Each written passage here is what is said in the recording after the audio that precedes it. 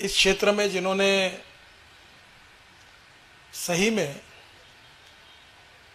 ये प्रूव करके दिखाया टेक्नोलॉजी और साइंस को, और इसलिए आज ये इथेनॉल रिकॉग्नाइज हुआ। ऐसे मेरे मित्र और हमारे Indian federation of green energy के चेयरमैन श्री प्रमोद चौधरी जी, मंच पर उपस्थित और सभी सम्माननीय अधिकारीगण, अतिथिगण, भाई और बहनों, आउट ऑफ बॉक्स जब कोई भी बात होती है तो सरकार में कन्विंस करना बहुत समय भी लगता है और कठिन भी होता है, और इसलिए स्वाभाविक रूप से ये जो बातें हम लोग 25-30 साल पहले से कह रहे थे, उसको मैं अभी प्रमोद चौधरी जी को कह रहा था कि अब उसको थोड़ा सा रिकग्निशन और रिस्पेक्ट मिल गया है। यही हमारे जीवन की बहुत बड़ी उपलब्धि है। मैं जब बीजेपी प्रेसिडेंट था और जब मैं एग्रो इकोनॉमी पर बोलता था तो बहुत से हमारे नेता पूछते थे कितने बार ये बोलोगे, क्योंकि लोग समझ नहीं पा रहे थे। Diversification of agriculture towards energy and power sector, ये कहते कहते हम रह गए। मुझे ऐसा लगता है कि हमें प्रेजेंटेशन भी शायद अच्छी तरीके से और करना चाहिए।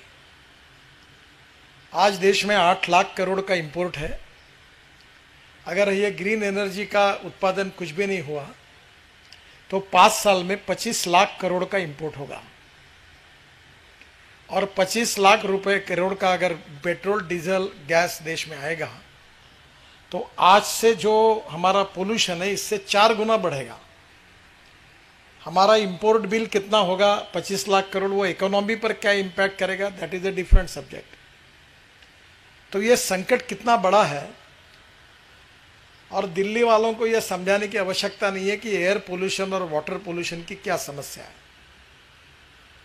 और इसलिए मैं ये मानता हूं कि इसका महत्व निश्चित रूप से लोगों तक पहुंचाने में शायद हमें भी कन्विंस करने में कुछ कमियां होगी, तो और कन्विंस करने की आवश्यकता है। दूसरी बात इसके साथ जुड़ी हुई है वो एग्रीकल्चर सेक्टर की है। इस साल हमारे यहाँ 350 लाख टन राइस का स्टॉक पड़ा हुआ है। हम अफ्रीकन देशों में जो राइस एक्सपोर्ट करते हैं वो बिहार के और बंगाल के मार्केट से 13 रुपये और 14 रुपये किलो खरीदते हैं, और वो 18 और 20 रुपये किलो के भाव से अफ्रीकन कंट्रीज में एक्सपोर्ट हो रहा है। हमारे देश में गोडाउन में रखने के लिए जगह नहीं है। कितना सड़ा हुआ राइस है और कितना नहीं, इसका हिसाब पता नहीं है, क्योंकि पंजाब और हरियाणा की मंडियों में राइस रखने के लिए जगह नहीं करके पानी में भीग के वो सड़ रहा है। कॉर्न सरप्लस, एमएसपी से नीचे कॉर्न की प्राइस चली गई। हमारे देश में राइस के साथ, कॉर्न के साथ वीट भी सरप्लस है, यानी एडिबल ऑयल सीड छोड़कर सब शॉर्टेज है। और ये सरप्लस वाली बातों ने एग्रीकल्चर सेक्टर को पूरा अड़चन में लाया, और हमने पिछले कुछ सालों में, 2-3 सालों में 1.5 लाख करोड़ भारत सरकार ने एमएसपी के बराबर की प्राइस देने के लिए हमने किसानों को खरीदने के लिए पैसा खर्चा किया है, 1.5 लाख करोड़। तो आप समझिए कि ये प्रॉब्लम की ग्रेविटी कितनी बड़ी है। और इसलिए हमें इस बात को समझना पड़ेगा कि जो सोशली, इकोनॉमिकली, एजुकेशनली बैकवर्ड लोग हैं एग्रीकल्चर सेक्टर में, उनके सर्वाइवल के लिए अगर उसका एनर्जी के साथ अगर हम नहीं जोड़ पाएंगे, जो अन्नदाता है वो एनर्जी दाता, ऊर्जा दाता अगर बनेगा तो देश में किसान जिंदा रहेगा, नहीं तो आने वाले समय में और तकलीफें हो सकती है। So these are the crucial issues. और इसलिए स्वाभाविक रूप से मैं ये मानता हूँ कि एयर पोल्यूशन, वाटर पोल्यूशन, और आजकल मैं साउंड पोल्यूशन भी बहुत काम कर रहा हूँ। मैं 11वें मंजिले पर रहता हूँ फ्लैट में, सुबह 1 घंटा प्राणायाम करता हूँ, और जब बैठता हूँ तो दिन भर हॉर्न बजते, ऐसा तकलीफ होती है कि आदमी का दिमाग ठिकाने पे नहीं रहता। तो आज निश्चित रूप से हमें इसके बारे में तीनों बातों के चैलेंजेस को स्वीकारना होगा। India emits 1.82 tons of CO2 per capita, 1.82। आप समझिए कि पोल्यूशन का कितना बड़ा ये धोखा है। और मैं ये मानता हूं ये जो 1.82 टन्स ऑफ CO2 पर कैपिटा है, ये third of the world average and 1/10 of that emitted by USA। यानी इतना हम पोल्यूशन कर रहे हैं। Paris climate agreement to reduce 30 to 35% emission by 2030। और इसलिए अभी बड़े प्रमाण पर हमने सौर ऊर्जा में काफ़ी अच्छी प्रगति की है, जिनका हमने आज अवार्ड दिया। इसमें और बढ़ने की आवश्यकता है। India is the 4th largest in renewable energy capacity in the world. तो ये समाधान का विषय है, पर now it is a challenge with the country that we should be number 1 in the renewable energy in the world. ये भागवत जी आपको challenge स्वीकारना है, और इसलिए ये जब तक नहीं होगा तो सर्वाइवल भी मुश्किल जाएगा। दूसरी बात जो है कि during April to September 21 renewable sector energy added 5730 megawatt, more than 50% than last year. मैं आपको बहुत बहुत धन्यवाद दूंगा, आपका अभिनंदन करूंगा कि बहुत अच्छा कंट्रीब्यूशन हुआ है। Target of renewable energy of 450 gigawatt by 2030 and 280 gigawatt will shared by solar energy need rupees 1.2 lakh crores investment every year। और ये स्वाभाविक रूप से इकोनॉमी को बूस्ट करने वाला होगा। हमारे यहाँ, मैं महाराष्ट्र में जब विधानसभा में विपक्ष का नेता था तो मैंने एक भाषण दिया था, और वो भाषण ये था, more generation more losses, no generation no losses. क्योंकि अब ये इनको आज अवार्ड दिया आपने, तो मैंने कहा लोड शेडिंग होता था उस समय, और उस समय हमारे मुख्यमंत्री विलासराव देशमुख थे। मैंने कहा आप बड़े सहृदयी हो कि लोग व्यायाम नहीं करते, बड़े बड़े लोग 5 स्टार हेल्थ क्लब में जाते हैं और पसीना निकालते हैं। आपने सोचा गरीबों का भला होना चाहिए, इसलिए 8 घंटे का लोड शेडिंग शुरू किया और पसीना निकलना शुरू हो गया। बहुत कल्याण कार्यक्रम आप कर रहे हो, क्योंकि पावर ही नहीं थी।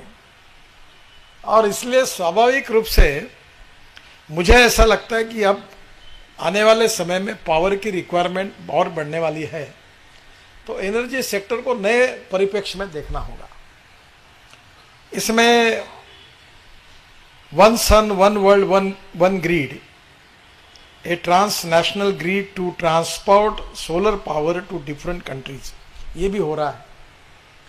पर मुझे लगता है हमारे पास ही इतनी रिक्वायरमेंट है कि हम कोई कर नहीं पाए, पर ग्रीन हाइड्रोजन हम एक्सपोर्ट कर पाएंगे। इसमें job opportunities in green energy sector 3 million jobs by 2050, particularly in solar and biomass sector. अब बायोमास सेक्टर में आप मंत्री हैं, हमारे ये स्टेट गवर्नमेंट वाले बायोमास की पावर ही नहीं लेते, और विद्वान अधिकारी ये आर्गुमेंट करते हैं कि हमारे पावर का रेट जो है, जो थर्मल पावर का रेट है, वो 3.5 रुपये है, तो आपको हम लोग 6 रुपया 50 पैसे क्यों दें। सब महाराष्ट्र में इन्होंने पावर लेना बंद कर दिया।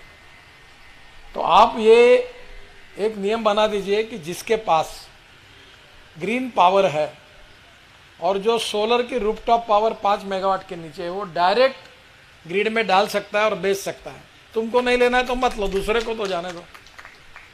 अब उसमें भी होशियार है, वो 2 रुपये ट्रांसमिशन डिस्ट्रीब्यूशन लॉसेस करके लगाते हैं उसके। तुम हमसे ही लो, हम इनइफिशिएंट है, इनकॉम्पिटेंट है, हम लॉस मेकिंग है, हम 1 लाख करोड़ का लॉस हमने किया है राज्य में और करेंगे, और ऊपर से हमें ही पावर देनी पड़ेगी, और वो भी कॉस्ट ऑफ प्रोडक्शन के नीचे जाके हम तुम्हारा बैंड बजाएंगे और पावर खत्म कर देंगे। That is the policy. तो कहाँ की ग्रीन पावर आएगी।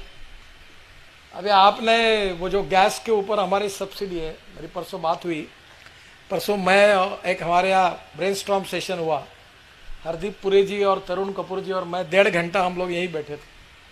तो बहुत अच्छी चर्चा हुई, और उन्होंने कहा कि मैं ऑयल कंपनी के सभी चेयरमैन के साथ, तरुण कपूर जी को कहा कि मुझे एक बार मीटिंग कराकर आप उनके साथ भी बात करिए। तो आज हमें पावर सेक्टर में बायोमास के प्रोजेक्ट ही नहीं आ पा रहे, और MERC जो है वो अलग है, वहाँ भी लोग आते हैं, वो नियम बनाते हैं, और वो ये युक्तिवाद कर रहे हैं। आपके कानून को कोई मानते ही नहीं स्टेट वाले, और ये युक्तिवाद करते हैं कि थर्मल पावर अगर 3.5 रुपये, तो हम ग्रीन पावर का पूरा बैंड बजा दिया है। जिन लोगों ने कर्जा निकाल निकाल कर और आपने लोन देके इरेडा में आपके अंडर है, जितने लोगों को पैसे दिए, कितने लोग एनसीएलटी में गए आप देख लो, क्योंकि स्टेट गवर्नमेंट का उसमें सपोर्ट नहीं है। और ग्रीन पावर, कोल पावर के बरो जो 600-800 मेगावाट है, उसके पावर के कॉस्ट के साथ उसकी कैसी तुलना होगी? और कल अगर इनकी तुलना अगर सोलर के साथ होगी, ₹1.90 अगर यूनिट पावर आई, तो इनका क्या होगा? We need to maintain equilibrium in power sector. तो जरूर आप ये ग्रीन एनर्जी की बात को, इसके बारे में सेंट्रल लेजिस्लेशन करना पड़ेगा और अलाउ देम। इनको नहीं लेना तो ले लो, बाहर बेचो, वो एक्सचेंज पे बेचेंगे, वो भी अलाउ नहीं। और उसके बाद कितना चार्ज लेना चाहिए ये भी तय करिए। अगर एनटीपीसी ग्रेड में अगर आपने पावर दी तो 30 पैसे है, और स्टेट गवर्नमेंट में दिया तो ये ₹1.80 ₹2 लेते, तो वायबल ही नहीं होता, तो कोई दे ही नहीं पाता। वो इसीलिए रेट इन्होंने बनाए। मेरे एक मित्र थे अभी, वो अजय मेहता जी, हमारे IAS ऑफिसर है, वो बोलते मैं बोला रेट कम करो, तो बोले रेट कम करेंगे तो ये पावर पूरी बाहर चली जाएगी, तो हमें सस्ती पावर कौन देगा? तो ऐसी नीति है, उसे हम लोग ये अपारंपरिक ऊर्जा क्षेत्र को आगे नहीं ले जा सकते। ये जो कुछ प्रॉब्लम्स है इसमें आप जरूर इसको देखिए। और दूसरी बात यह कि अच्छी बात हुई है कि अब इलेक्ट्रिक भी आ गई और डीजल भी आया, इलेक्ट्रिक भी आया। अभी डीजल और पेट्रोल में 10 किलोमीटर 20 रुपीस पर किलोमीटर कॉस्ट आ रही, डीजल पर ₹7 पर किलोमीटर आ रही, और इलेक्ट्रिक पर ₹1 पर किलोमीटर आ रही। और मेरे हिसाब से आगे इथेनॉल की बात भी मैं बताऊंगा आपको। तो अब इलेक्ट्रिक व्हीकल अब काफ़ी सेल बढ़ रहा है, अब अभी ये दौड़ने वाला है, और ये निश्चित रूप से यशस्वी हुआ है। 30% for private cars, 70% for commercial vehicles, 40% for buses and 80% for 2 and 3 wheelers by 2030, ऐसा हमने तय किया है। तो इलेक्ट्रिक आना ही है, और उसमें मैं लगातार जब रिव्यू करता हूँ तो मुझे कॉन्फिडेंस 2 साल में सब इलेक्ट्रिक हो जाएगा। मैंने इलेक्ट्रिक कार वापरना शुरू किया नागपुर में, तो पहले वो मशीन उसने बिल्डिंग के मीटर को लगा दी, तो मुझे 7-8 महीने पैसे नहीं आए, फुकट में चली। बाद में पता चला कि वो जो चार्जिंग स्टेशन है वहाँ उसने वहाँ प्लग घुसाया करके, तो कोई पैसा नहीं उसका, और वो भी सोलर एनर्जी पे आएगा तो और कॉस्ट कम हो जाएगी। तो पहली बात तो ऐसी है कि 100% अब बसेस आ गई, पूना में आ गई, मुंबई में आ गई। एक बेस की बस जो चलती है उसके कॉस्ट पर किलोमीटर डीजल में मुंबई में ₹115 पर किलोमीटर है, और एक इथेनॉल की बस जब मैंने नागपुर में इथेनॉल 100% बस चालू की थी उसकी कॉस्ट ₹78 आई थी। और अभी जो इलेक्ट्रिक बस आ रही है पूना में और मुंबई में, उसकी कॉस्ट 40 से ₹50 पर किलोमीटर है। तो बस की कैपिटल कॉस्ट ज़्यादा है, पर कॉस्ट कम होने के कारण अब वो इकोनॉमिकली डीजल से भी फायदे में है। केवल अब स्कीम में अगर वो बड़े प्रमाण पे जाएगी तो कन्वर्ट हो जाएगी। तो स्वाभाविक रूप से मुझे लगता है कि इसमें भी आपको भारत सरकार की ओर से हमने जो योजनाएं की है उसमें निश्चित रूप से फायदा होगा। जो इलेक्ट्रिक 2 व्हीलर सेल है वो 140% and electric car sale 190% compare with to covid period के साथ बढ़ गया है। और अभी सब कंपनी आ रही है। और आज मेरे पास ये आए थे जेसीबी के चेयरमैन, और वो मुझे बता रहे थे कि मैंने उनको कहा कि जेसीबी को डीजल से बदलो, तो सीएनजी पे कन्वर्ट किया। तो उन्होंने कहा कि हमारा एक्सपोर्ट 3000 करोड़ का है सर, बिकॉज ऑफ यू हम रशिया को पूरा सीएनजी बेस जेसीबी बेच रहे हैं, हमारा एक्सपोर्ट बढ़ गया और हम बहुत खुश हैं और अब 100% सीएनजी पर जाएंगे। तो मैंने उनको बताया तुम सीएनजी पे जाओ तो फिर तुम दूसरा करो ना, तुम डीजल इंजन के बजाय पेट्रोल इंजन को फ्लेक्स इंजन में कन्वर्ट करके आप 100% बायो इथेनॉल पर कंस्ट्रक्शन इक्विपमेंट को लाओ। तो मैं अभी इनॉग्रेशन करने के लिए बेंगलोर जाने वाला हूँ कंस्ट्रक्शन इक्विपमेंट मशीनरी का, और लगभग मैंने उनको कहा ये करोगे तो आता हो, नहीं तो नहीं आता। जैसे मैंने बजाज और टीवीएस वाले दोनों एमडी अच्छे हैं, उनको कहा था कि इलेक्ट्रिक स्कूटर और इथेनॉल की स्कूटर दोनों करोगे तैयार तो तुम कोई काम के लिए मेरे पास आना, नहीं तो नहीं आना। दोनों ने भी कर ली। अब इथेनॉल की बाइक भी हो गई 100%, इथेनॉल की स्कूटर भी हो गई, अब इलेक्ट्रिक की भी बाइक और स्कूटर अब आ गई उनकी दोनों की। अब पूना में 3 इथेनॉल के पंप खुले हैं। कल वो मुझे महाराष्ट्र के परिवहन आयुक्त आए थे ढाकने जी, और मैं अभी पूना में जाने वाला हूँ। मेरा मैंने पूना में इसके बाद ऑटो रिक्शा जो होगा वो 100% बायो इथेनॉल पर ही चलेगा। अब इथेनॉल पंप को भी परमिशन दिए भारत सरकार ने, और वही तरुण कपूर जी के साथ मेरी बातचीत हो गई। अब पेट्रोल, इंडियन ऑयल और सब कंपनियों को भी वो ऑर्डर दे रहे कि भाई तुम इथेनॉल के पंप शुरू करो 100%। अब आने वाले समय में निश्चित रूप से इथेनॉल के खूब रिक्वायरमेंट है, उसमें कोई कमी नहीं। अभी 465 करोड़ लीटर इथेनॉल देश में मिलता है, तो 5% का ऐड हो रहा है। जब 20-22% तक जाने का है तो ये रिक्वायरमेंट आराम से 2500 करोड़ लीटर तो यही होगी। और मैं 6 महीने के अंदर फ्लेक्स इंजन मैंडेटरी कर रहा हूँ, मेरे हाथ में है। और मैंने प्रेम से भी कहा और डंडा भी लगाऊंगा नहीं, तो मैंने उनको बता दिया कि ये। और आज मुझे बताते हुए खुशी हो रही कि विक्रम किर्लोस्कर टोयोटो के चेयरमैन मेरे पास परसों नागपुर आए थे, और उन्होंने मुझे कहा कि we are ready with Euro 6 emission norms on flex engine, either you can use 100% petrol और 100% इथेनॉल, आप बोलो हम लॉन्च करने के लिए तैयार हैं। तो ये 15-20% की बातें नहीं, 100% आएगी। तो ये 100% यूज होगा तो फिर काय के लिए कोटा निश्चित करो, जिसको आना डालने दो इथेनॉल, कोई प्रॉब्लम नहीं है, जितना बनाएंगे उतनी रिक्वायरमेंट है। और इसलिए आने वाले समय में ग्रीन एनर्जी मुझे लगता है कि बहुत बड़ी होगी।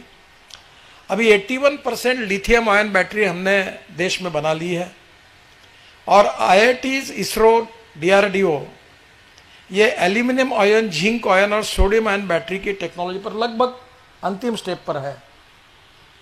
तो मुझे नहीं लगता कि इसमें बहुत बड़े चैलेंजेस है, तो निश्चित रूप से इसका फायदा होगा। जो स्क्रैपिंग पॉलिसी हमने लाई है वो EV सेल को भी बूस्ट करेगा, चीप कंपोनेंट्स होंगे और 25-30% कॉस्ट ऑफ रिडक्शन कम होगा। हम एल्यूमिनियम इंपोर्ट कर रहे हैं, कॉपर इंपोर्ट कर रहे हैं। अब हमारे यहाँ प्लास्टिक भी कुछ प्रमाण में बाहर आता है। तो ये जो पूरा मैंने सब, जब शिपिंग मंत्री था तो मैंने 18 मीटर ड्राफ्ट कर दिया है। तो मैं अब ये कहने कि मैंने बीच में इन्वायरमेंट वालों को टायर इंपोर्ट बंदी करी, मैंने मत करो। हिंदुस्तान की प्रगति अगर कोई बात में है तो दुनिया का जितना वेस्ट है उतना देश में आने दो। अब टायर जो है उसके पाउडर जो निकलेगी वो बिटुमिन में जाती है, तो रबराइज बिटुमिन तैयार होगा तो रोड अच्छे होंगे।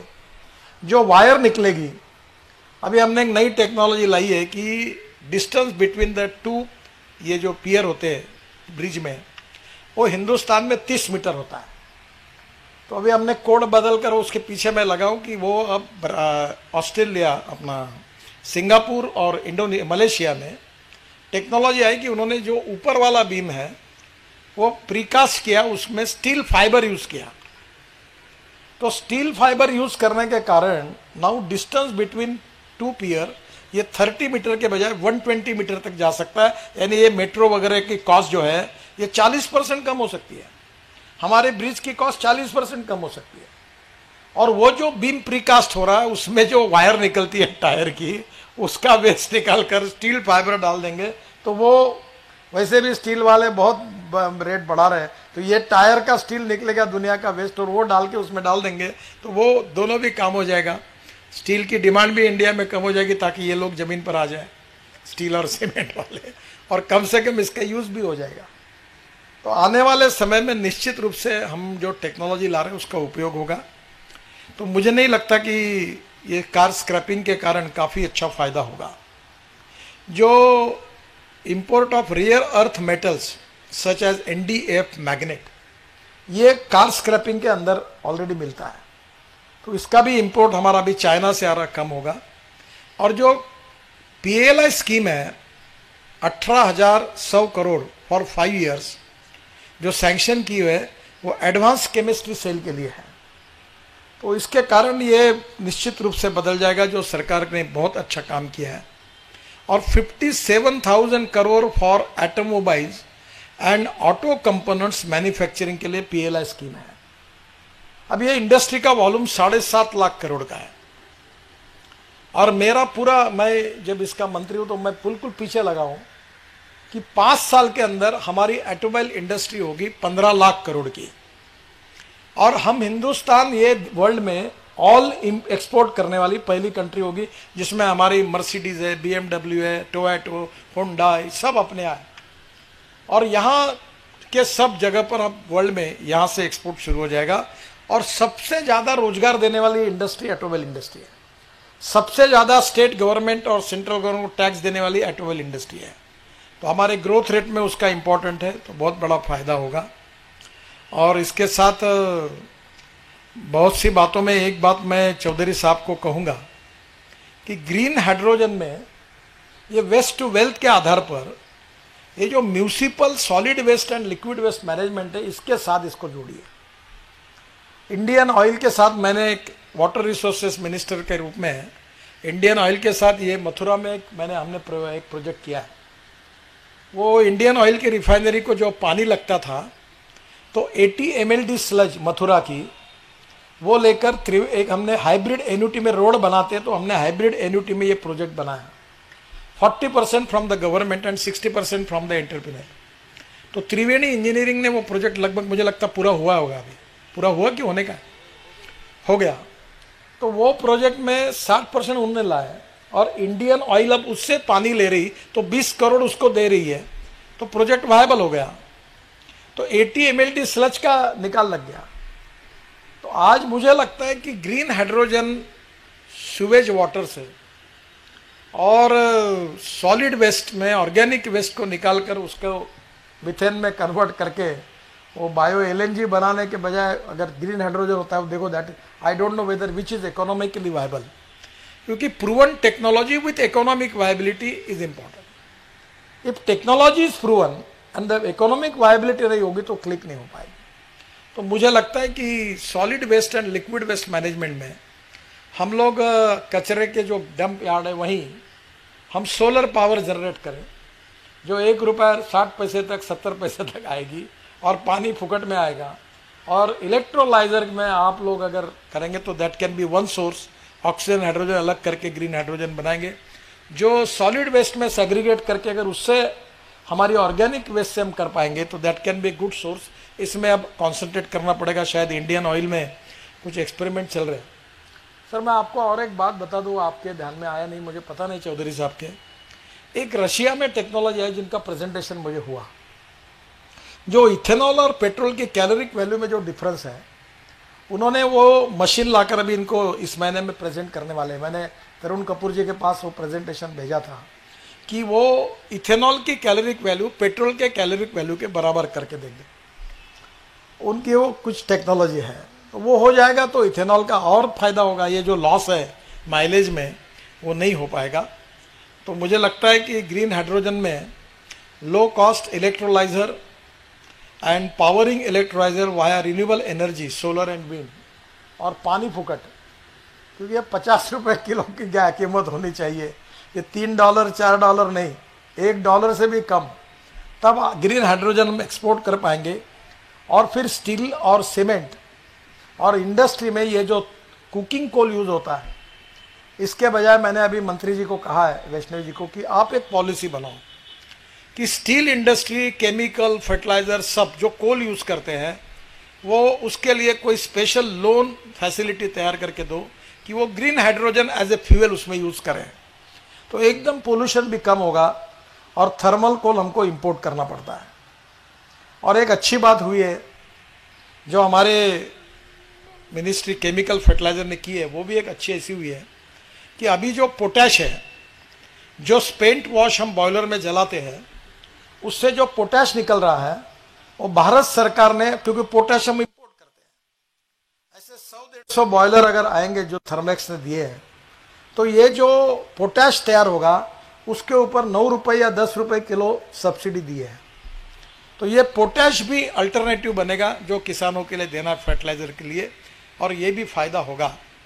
और जो फूड ग्रेन बेस्ड डिस्टिलरी आपकी है, उसमें आप ऑलरेडी काम कर रहे हैं, उसमें जो वेस्ट निकलेगा वो उसमें बहुत प्रोटीन्स है, जैसे वीट, राइस और कॉर्न को यूज़ करने के बाद जो आएगा वो एनिमल फॉडर करके उसकी भी कीमत 22-24 रुपए किलो है। मेरा आपको थोड़ा सुझाव है कि वो प्रोटीन ज़्यादा है, तो उसको रिफाइन करके फूड इंडस्ट्री सोयाबीन केक, अभी हमारे देश में इस समय 100 रुपये किलो भाव गया। अमेरिका में सोयाबीन केक का उन्होंने चने का पाउडर और सोयाबीन केक करके वेज मटन और वेज चिकन बनाया, और ओरिजिनल चिकन और मटन में 30% वो डाल रहे हैं। तो ये जो वेज चिकन और वेज मटन का कंसेप्ट है, मैं तो शाकाहारी हूँ, पर ये जो कंसेप्ट है इसमें 49% प्रोटीन्स हैं। तो ये गरीब लोगों को सस्ता मटन मिल जाएगा, जो भाव है उससे 25% में ये मटन मिल जाएगा, तो मटन खाने का भी आनंद मिलेगा और गरीब लोग खाएंगे तो प्रोटीन भी मिलेगा। तो उसमें भी पैरेलल रिसर्च होगा, तो वो भी फायदा काफ़ी होगा। मैं मानता हूँ कि इस समय इथेनॉल में काफ़ी बड़े चेंजेस आए हैं, और आने वाले समय में जब फ्लेक्स फ्यूल का जो आएगा, जिसका मैंने अभी उल्लेख किया था कि टीवीएस ने अपनी गाड़ी और बजाज ने 100% बायो इथेनॉल पर बनाई। फिर अभी टोयोटो का मैंने बताया कि उन्होंने यूरो 6 इमिशन नॉर्म्स पर वो अपनी गाड़ी अब लॉन्च कर रहे हैं। तो मुझे लगता है कि निश्चित रूप से आने वाले समय में यूरो 6 के नॉर्म पर अगर फ्लेक्स इंजन का होता, मेरे मन में प्रश्न था कि मैं सुप्रीम कोर्ट में हमने एफिडेविट करने वाले थे कि यूरो 4 के पेट्रोल इंजन को, फ्लेक्स इंजन को हम अलाउ करें, क्योंकि वर्ल्ड में यूरो 6 के नॉर्म्स पोल्यूशन के कहीं नहीं हुए थे। पर अब मुझे लग रहा है कि यूरो 6 के नॉर्म पर ही हम 6-8 महीने में सबको ये कन्वर्ट करने के लिए कहेंगे, और सब पेट्रोल के इंजन अगर फ्लेक्स इंजन बन जाएंगे, उसमें कोई कॉस्ट नहीं बढ़ती।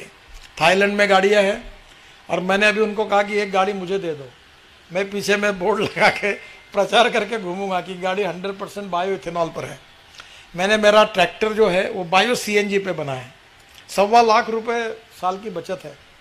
और वो परली जो है, जो वो भी एक सेक्टर है जिसमें आप लोग और ध्यान दें कि परली पूरी जलाते हैं। 5 टन ऑफ परल is giving 1 ton of bio CNG. और मुझे लगता है कि अब स्पेंट वॉश से हम लोग, जैसे एक तरफ बायो सीएनजी की बात कर रहे थे, वो ट्रांसपोर्ट में डिफिकल्ट है, तो हम बायो एलएनजी बनाएं, और वो भी संभव है। और सबसे बड़ी प्रॉब्लम है जो ये हमारे फेडरेशन के सामने चैलेंज है कि ट्रांसपोर्ट ऑफ बायोमास।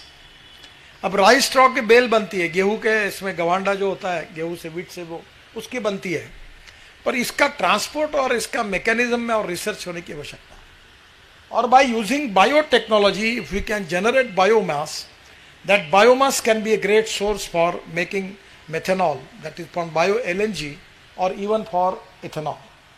तो मुझे लगता है कि ये अगला ये है, और निश्चित रूप से इसमें भी हम और कोशिश करें। एक बात जरूर है कि फ्लेक्स इंजन होने के बाद अगर 3-4 साल में, तो ये 1-8 साल में ही मेरी कोशिश है कि अब पेट्रोल वाले जितने हैं वो सब scooter, motorcycle, car, petrol engine will be the flex engine. और एक दूसरी बात, जो परसों 2 प्रेजेंटेशन हुए, एक सियाम के साथ ही मेरा कार्यक्रम था, तो ब्राज़ील के साइंस एंड टेक्नोलॉजी मिनिस्टर उसमें थे, और एक समय ब्राज़ील के एक्सपर्ट भी मेरे साथ थे। तो ब्राज़ील एयरफोर्स इथेनॉल यूज कर रहा है पूरा इसमें। मुझे जहाँ तक जानकारी, वो 50% एविएशन फ्यूल में इथेनॉल डाल रहे हैं। और अभी हमने जिनका सत्कार किया देहरादून के हमारे इंस्टीट्यूट के क्या डॉक्टर अपने रे, डॉक्टर रे, हाँ मैं, हाँ yes he is here, I am giving, हमने उनके सहयोग से स्पाइस जेट का फ्लाइट, नमस्कार, ये 50% बायो फ्यूल से यहाँ लाया था।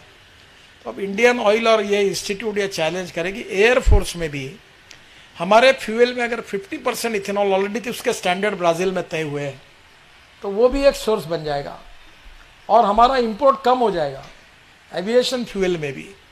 तो अभी नई नई बातें जो हो रही है, ग्रीन हाइड्रोजन, इथेनॉल, इलेक्ट्रिक और बैटरी केमिस्ट्री में आगे हम लोग चेंजेस कर रहे हैं। उसके आधार पर हमारा मिशन का टारगेट है कि जिस दिन हिंदुस्तान का इंपोर्ट 0 होगा गैस एंड पेट्रोलियम में, तब तक इसको हमको आगे बढ़ाना है।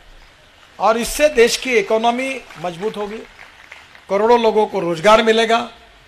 जो हमारा एग्रीकल्चर सेक्टर है उसका ग्रोथ रेट आज मुश्किल से 9 से 13% आता है, वो 18% जाएगा और वहाँ किसान आत्महत्या नहीं करेंगे और पूरे एग्रीकल्चर बदल जाएगा। वहाँ अगर एम्प्लॉयमेंट क्रिएट होगी तो काय के लिए लोग दिल्ली मुंबई आएंगे, उनको गांव में रोजगार मिल जाएगा।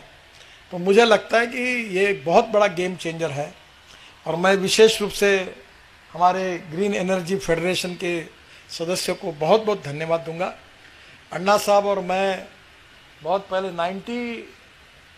92 से हम कोशिश कर रहे हैं। अन्ना साहब राज्य मंत्री थे और राम नाईक मंत्री थे, तो हम अटल जी ने इनके साथ मुझे भी भेजा था ब्राज़ील।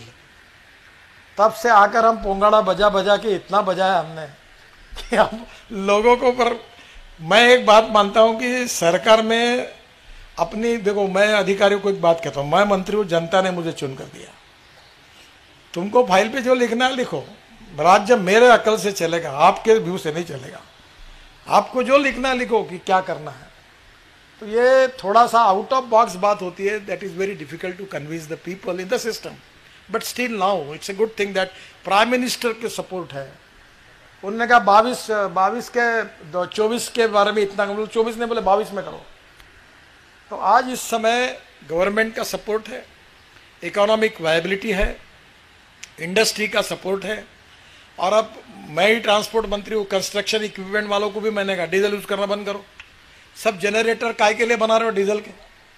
अब सब कंपनियों को डीजल के भी स्टैंडर्ड तय करना है, मैं पीछे पड़ने वाला उनके कि जनरेटर जो है वो इथेनॉल पर ही बनाओ, ताकि पूरा इथेनॉल का मार्केट बढ़ जाएगा, पोल्यूशन कम होगा और देश की तरक्की होगी। So this will be a game changer for the country. और मैं अन्ना साहब को भी धन्यवाद दूंगा कि इतने सालों में हमने बहुत संघर्ष किया। कभी हम अपोजिशन में थे, कभी रूलिंग पार्टी में थे, लोग हंसते थे पर हम अपनी बात रखते थे। तो मैं अक्सर एक बात, whether you want to lead the people और lead by the people, we want to lead the people. जो हमारा कन्विक्शन है उसके आधार पर हम ये लाएंगे और ये करेंगे।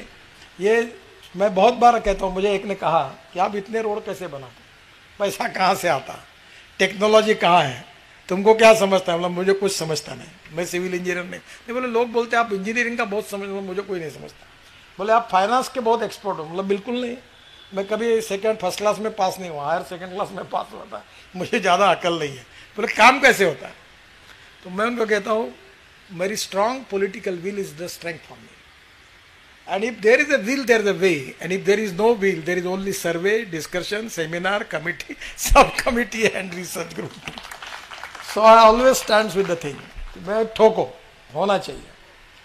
और अभी 3 वर्ल्ड रिकॉर्ड हो गए हमारे लोगों ने किए, this is not my credit. एक दिन में 2.5 किलोमीटर 4 लेन कॉन्क्रीट रोड बनाया, एक दिन में 26 किलोमीटर सोलापुर बीजापुर 1 लेन बिटुमेन रोड 22 घंटे में बनाया। और अभी हम लोग एक दिन में 38 किलोमीटर पर डे बना रहे। We are highest in the world in road construction. अब हमारा, मेरी एक ही चिंता है कि हमारा पैसेंजर ट्रैफिक 90% रोड पर है और गुड्स का 70% है। अब मैं 26 ग्रीन हाईवे बना रहा हूँ और उसके बाद तो दिल्ली से श्रीनगर 8 घंटे में, दिल्ली से देहरादून 2 घंटे में, और दिल्ली से हरिद्वार 2 घंटे में, चंडीगढ़ 2 घंटे में, और जयपुर 2 घंटे में, और मुंबई 12 घंटे में, और मुंबई से श्रीनगर 22 घंटे में, और पूरा वो श्रीनगर से जोजिला टनल से जेडमोर टनल दोनों पूरी, तो 4 टनल और मैं लद्दाख ले और रोहतांग पास के बीच में बना रहा हूँ, तो पूरा रिंग बन जाएगी कश्मीर से कन्याकुमारी तक। तो रोड अच्छे बन जाएंगे, तो ये कोई अच्छी बात नहीं है। Our first priority is to waterways, second priority to railway, and third priority to road, and fourth priority to aviation. पर अब थोड़ा सा ये मुझे डर लगता है कि अच्छे रोड बना के मैं अच्छा कर रहा हूँ कि गलत कर रहा हूँ, क्योंकि रेलवे का शेयर कम नहीं होना चाहिए और ये देश के लिए भी आवश्यक है। तो आने वाले समय में निश्चित रूप से ट्रांसपोर्ट सेक्टर में लॉजिस्टिक कॉस्ट जो 16-17% है वो 10% में आएगी। अब LNG का भी यूज़ हो रहा है, तो मुझे इलेक्ट्रिक हाईवे बनाने की बात हम कर रहे हैं। तो 100% मुझे लगता है कि अब इंडियन ऑयल, भारत पेट्रोलियम, तो इन्होंने पहले से ही डाइवर्सिफिकेशन कर देना चाहिए, नहीं तो पूरी इलेक्ट्रिक आएगी तो आपके पास काम ही नहीं रहेगा कोई। तो आप उसको तुरंत अल्टरनेटिव इसमें जाएंगे तो निश्चित रूप से मार्केट में आप ही लीडर रहेंगे। तो बहुत अच्छा ग्रीन फेडरेशन का काम हो रहा है। अन्ना साहब को भी बहुत बहुत धन्यवाद। बाम्बू में बहुत अच्छा काम किया, बाम्बू में भी अच्छा काम हो रहा है। और ये एक्ट में नहीं, आप थोड़ा सा बताया, उसको सुधार करता हूँ। ये फॉरेस्ट में जो बाम्बू एक्ट था उसमें बाम्बू को ग्रासी कहा था, ये फॉरेस्ट वाले बोलते थे कि बाम्बू ट्री है। और जब प्रधानमंत्री के सामने मीटिंग हुई तो मैं, फॉरेस्ट से सब लोग थे, तो वो बताने लगा ऐसा है वैसा है, उनका विरोध था बाम्बू को। तो मैं प्रधानमंत्री जी को पूछा, और मैं इनको एक सवाल पूछता हूँ, फिर आप जो निर्णय करना है। बोले पूछिए। मैंने बोला आपके एक्ट में बाम्बू ट्री है कि ग्रास है? सर बोले ग्रास है। बोला ग्रास काटने को परमिशन लगती है क्या? बोले नहीं लगती। फिर बाम्बू के लिए क्यों लगती है? चुपचाप बैठ गया। प्रधानमंत्री ने कहा कुछ नहीं, हटाओ, बाम्बू ग्रास है, काटो। तब वो खुला हो गया। यानी एक्ट नहीं बदला, था ही उसमें। ये बीच में जो चाय से किटली गरम वाली कहानी है ये इसके कारण प्रॉब्लम है। तो आज ये बाम्बू ओपन हो गया, और आज बाम्बू नॉर्थ ईस्ट में, आज उन्होंने कहा कि अभी मैं एक योजना की है कि जोगी गुफा आसाम में मल्टी मॉडल हब बना रहे हैं, और आसाम का नॉर्थ ईस्ट का बाम्बू 4000-5000 टन बार्ज में डाल के वाराणसी लाना, और वाराणसी से फिर अगरबत्ती बनाने के लिए, क्योंकि हमने चाइना का इंडस्ट्री सब वो बंद कर दिया। पीछे पढ़ के मैं लगातार पीछे पड़ा। अब अगरबत्ती की काड़ी भी नहीं आती, और अगरबत्ती भी नहीं आती, और मशीन भी नहीं आती। मुझे एक ने बताया कि वो चाइना में गए थे तो अगरबत्ती के इंडस्ट्री वाले आपके नाम से खूब गाली गलौज कर रहे थे। मैं क्या हुआ? तो वो पूछते थे वो नितिन गडकरी, व्हाट इज नितिन गडकरी? बोला क्या हुआ? बोले आप गएंगे तो पीटेंगे आपको, इतना चिड़े हुए, क्योंकि उनका पूरा धंधा ही बंद हो गया। तो अब हमारा जो नॉर्थ ईस्ट का बाम्बू है वो देश में अगर लॉजिस्टिक कॉस्ट कम होगी तो जाएगा, तो नॉर्थ ईस्ट की बहुत प्रगति होगी। तो ये आप नॉन कन्वेंशनल एनर्जी और बाम्बू कमीशन में अब बाम्बू का फर्नीचर और कितनी बातें आगे आई है। अभी अपने ये जो अपना ये जो केरल के आगे अपना मालदीव, हमारे यहाँ वो जो सिंधुदुर्ग का जो हमारा यूनिट है, उनको मालदीव में बाम्बू के बड़े बड़े रेस्टोरेंट, होटल और हॉल बना रहा हूँ, उनको ऑर्डर मिल गया। तो बाम्बू में बहुत पोटेंशियल है। तो ग्रीन फेडरेशन इसके तरफ भी बहुत ध्यान दे रही है, मुझे बहुत खुशी है। मैं उनके सब पदाधिकारियों का, अन्ना साहब का, और उसके साथ प्रमोद जी अब अध्यक्ष है। तो ये एक दिन निश्चित रूप से हमारा जो उद्दिष्ट है वो पूरा होगा। और आज जो अवार्ड जिनको मिले हैं, इन लोगों के कारण इस विचार को मजबूती मिली है। इन लोगों ने जो मिशन के रूप में इसमें काम किया है, उनका भी मैं बहुत बहुत अभिनंदन करते हुए उनको और शुभकामना और शुभेच्छाएं देता हूं। और ऐसा ही काम आगे और होगा। और प्रधानमंत्री जी का जो सपना है आत्मनिर्भर भारत का, जिसमें इंपोर्ट को कोई स्थान नहीं है, एक्सपोर्ट को बढ़ाना है, वही आत्मनिर्भर भारत का सपना हमारे ग्रीन मिशन के जो विचार है उसके द्वारा पूरा होगा। इसी विश्वास के साथ अपनी बात को समाप्त करता हूं। धन्यवाद।